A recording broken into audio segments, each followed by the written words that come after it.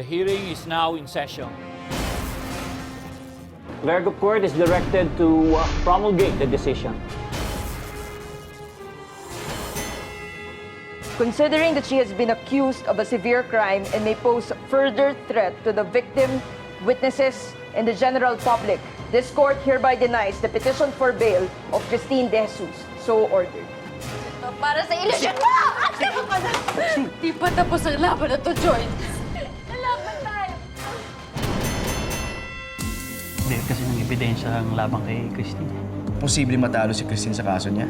Magiging madali sa akin na ipanalo ang kaso. Wala sanang ebidensya yun. Don't tell me na plano mong nakawin yung ebidensya. Tumayo na sasakdal.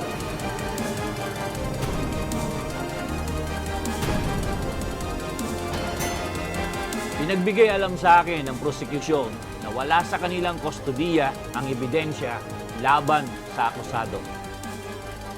Dahil ang ebidensya ay hindi na mailalahad sa korteng ito upang masuri, ipinabasura na ng hukugang ito ang kaso laban kay Christine De Jesus. Hinakaw niyo na sa akin ang hustisya. Hindi lang isang beses, kundi 2 beses na. Kaya hindi na tayo tapos dito.